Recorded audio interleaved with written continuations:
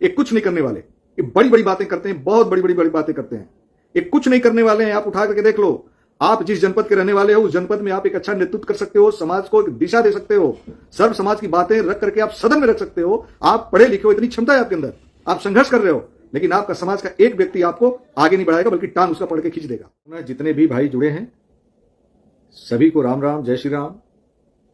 आज का जो विषय है आप सभी को जानकारी होगी, पता होगा कि अभी कुछ दिन पहले उत्तर प्रदेश में होमगार्ड की भर्ती आई हुई है और सरकार ने बेरोजगारी दूर करने के लिए कि कुछ लोगों को रोजगार मिले, 40,000 प्लस की भर्ती आई हुई है। सरकार का स्वागत है, अभिनंदन है कि इन्होंने बेरोजगार लोगों के लिए उन्होंने कुछ सोचा।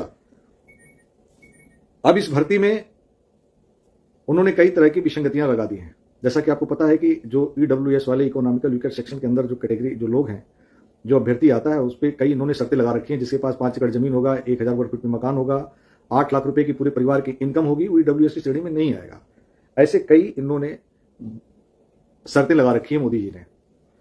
अब ये तो केंद्र का मामला था, उसकी लड़ाई हम लड़ेंगे और उसकी लड़ाई हम लोग लगातार लड़ रहे हैं। जैसा कि आप सभी को पता है कि 19 दिसंबर को बनारस में एक बड़ा आंदोलन होगा जिसमें आप सभी को आना है, और वो आंदोलन शास्त्री घाट से जिला मुख्यालय घेराव तक, और ये जब तक न्याय नहीं मिलेगा तब तक ये चलता रहेगा। उस विषय पर मैं बाद में बात करूंगा, लेकिन मैं आज का जो विषय है, दिवाकर सिंह जी जुड़े हैं, कुंवर सूरज सिंह रवानी हैं, आप सभी को जय श्री राम।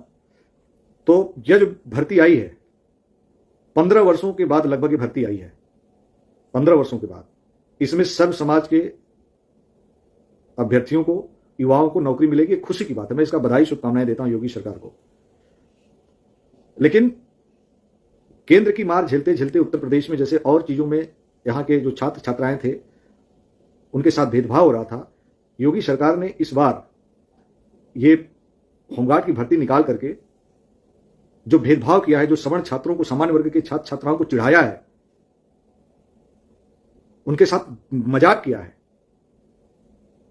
यह बहुत ही अपमानित करने वाला है उन छात्रों के लिए, उन लोगों, उन बच्चों के लिए जो तैयारी कर रहे थे।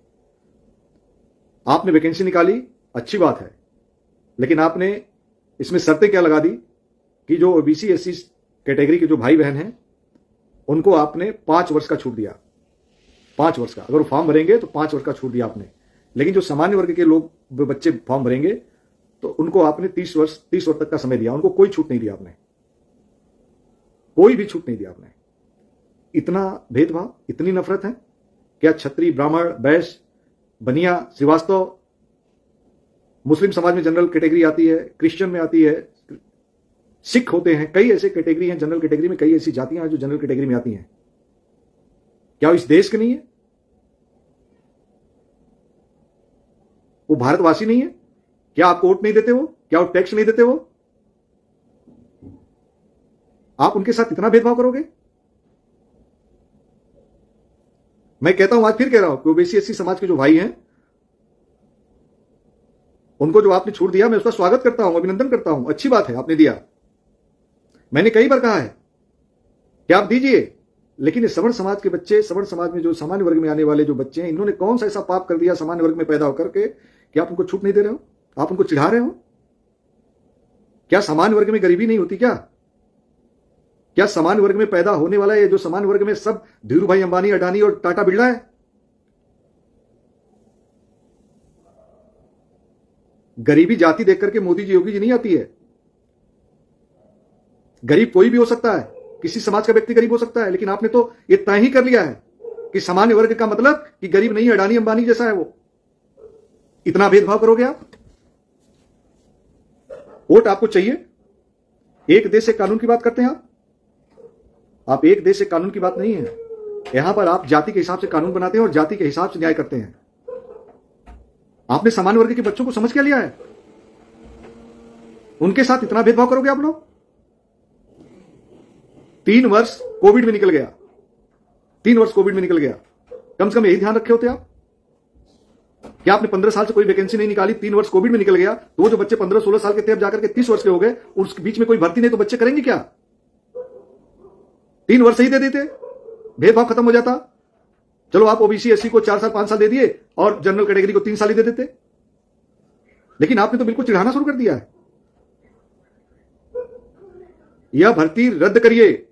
योगी जी आपसे निवेदन है, आप भी एक इंसान हो, संत हो आप। निवेदन है निवेदन, मोदी जी इस सवर्णों के साथ अत्याचार भेदभाव करना बंद कर दीजिए। इन बच्चों के साथ, ये भी बच्चे उसी स्कूल में जाते हैं, पढ़ते हैं, लिखते हैं, ये भी तैयारी करते हैं, ये भी सपने देखते हैं। किसी बच्चों के साथ भेदभाव मत करिए, चाहे किसी समाज का हो। लेकिन आपने तो टारगेट कर लिया, दुश्मन मान लिया भाई कि सवर्ण समाज के जो बच्चे दुश्मन है। ये 100% लाने वाले पीछे रह जाते हैं, 45-50% लाने वाले को आप आगे ले जाते हो। ऐसे देश विकास करोगे? ऐसे देश का विकास होगा? ऐसे देश का विकास नहीं होगा। ये विनाश की तरफ आप ले जा रहे हो। आप टैलेंट को दबा रहे हो, आप टैलेंट को खत्म करना चाहते हो। आप हर क्षेत्र में धीरे धीरे सामान्य वर्ग को आप खत्म करना चाहते हो आप। और हमारे जैसे लोग जब सामान्य वर्ग की बात करने आएंगे तो आप जो है वो दूसरे समाज के लोगों से झगड़ा करवाओगे, लड़वाओगे कि मैं तो दे रहा था, देखो ये विरोध कर रहे हैं। जी नहीं, मैं अपना हक मांग रहा हूं। देखो तमाम बच्चे परेशान हैं, उनके आंखों में आंसू है और डिप्रेशन में है। कब देखे? सवर्ण समाज का तो कोई नेता देखेगा नहीं। सवर्ण समाज में कुछ अच्छे नेता भी हैं, चाहे किसी भी पार्टी में हो, लेकिन 90% से ज्यादा वो केवल अपना टेंडर, अपना पैसा, अपना परिवार बढ़ाने में व्यस्त हैं। वो आपका कुछ नहीं कर सकते। आप उनको मंच देंगे तो आपके मंच पे सवर्ण समाज का नेता आकर के डायलॉग बोल बोल करके जाएगा, बड़ी बड़ी बातें करके। आपका कुछ नहीं करेगा जी, कुछ भी नहीं करेगा। आप सवर्णों में तमाम नेताओं को चुन लीजिए, आप जो मोदी जी के साथ चाय पीते हैं, योगी जी के साथ चाय पीते हैं, जो चाहे वो कह दें। लेकिन सिंगल व्यक्ति ये ईडब्ल्यूएस में जो भेदभाव हो रहा है, इसकी आवाज नहीं उठा सकता, इसकी बात नहीं कर सकता। एक बात की गारंटी आप देख लो, तो हर समाज के नेता हैं, हर वर्ग में नेता हैं। वो इसीलिए चुन करके आते हैं, इसीलिए उनका बंदर बाट होता है कि आपके समाज का इतना वोट है, आपको टिकट मिल रहा है ताकि आप अपने समाज की बात उठाओ, सब समाज की बात उठाओ। लेकिन हमारी आपकी तो कोई बातें नहीं उठा रहा। कौन उठाएगा? इससे ज्यादा अपमानित सवर्ण समाज कभी नहीं हुआ, कभी भी नहीं हुआ। इतना तो और सरकारों ने भी नहीं किया जितना ये भेदभाव करे। कल्पना करो आप, किस देश उत्तर प्रदेश में भर्ती निकली है, मतलब कि सभी समाज को इन्होंने आयु में 5 वर्ष की छूट दिया और सामान्य वर्ग वालों को 5 दिन का भी नहीं, 5 दिन का भी छूट नहीं दिया। ये भेदभाव को समझो आप। जबकि गरीब कोई भी हो सकता है, सामान्य वर्ग वाले गरीब नहीं है, लेकिन इन्होंने मान ही लिया है कि सामान्य वर्ग में पैदा होना पाप है।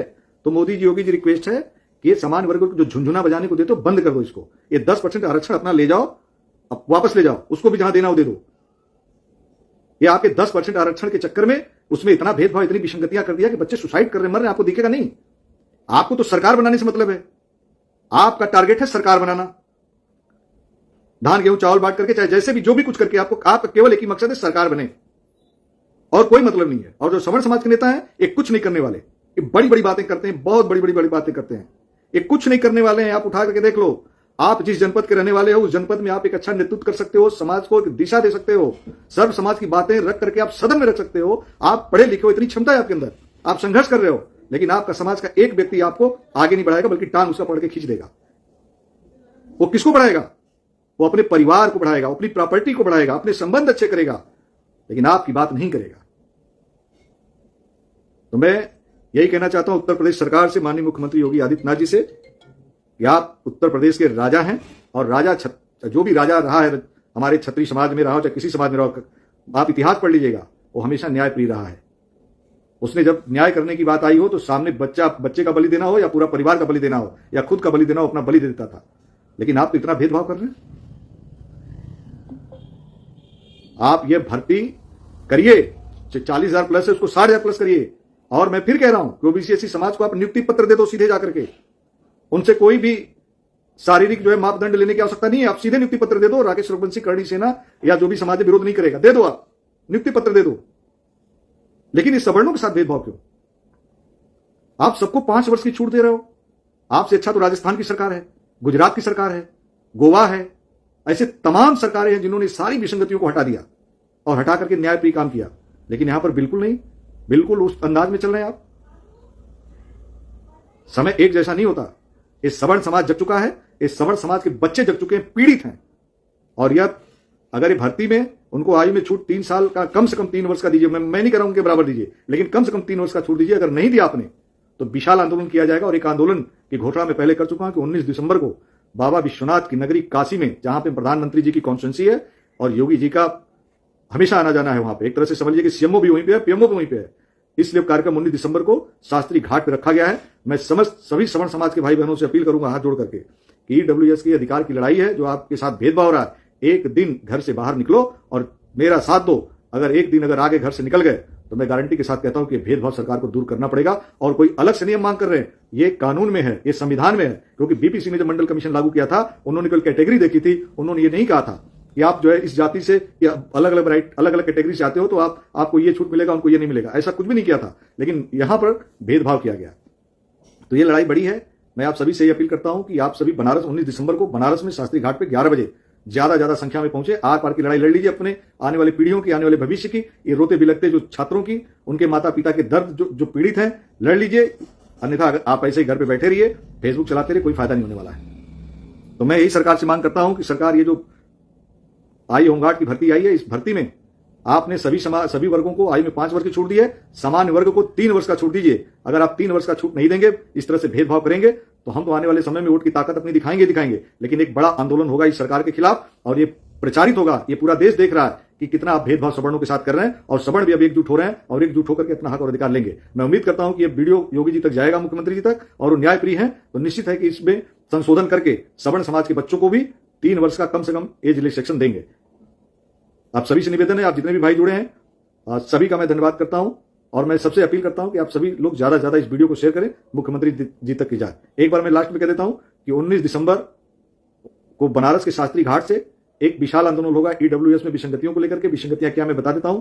जमीन, प्लाट, मकान की शर्तें सरकार को हटानी पड़ेगी। 8 लाख रुपए की जो इनकी इनकम है, उन्होंने पूरे परिवार की इनकम जोड़ी है। पर इनकम में आप नौकरी करते हो, बिजनेस करते हो, खेती करते हो, पूरे परिवार की इनकम जोड़ी जाएगी। लेकिन वहीं पे अन्य में ओबीसी क्रीमी लेयर में उन्होंने केवल माता पिता का जोड़ा है, तो वहां भी भेदभाव है। इन सारे भेदभाव को हटाना पड़ेगा।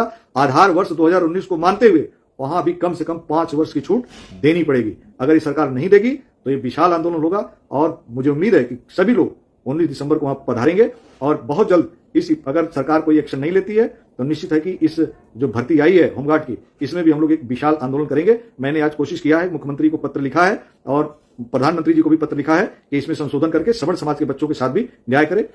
आप सभी का बहुत बहुत धन्यवाद। जय श्री राम।